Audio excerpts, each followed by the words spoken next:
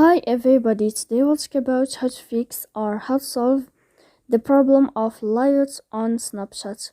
To know how to fix or how to solve the problem of layouts on Snapchat, you should just go to settings as you see and you click.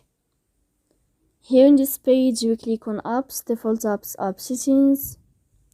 Here in this list you will enter to the window or to the app of Snapchat and you click.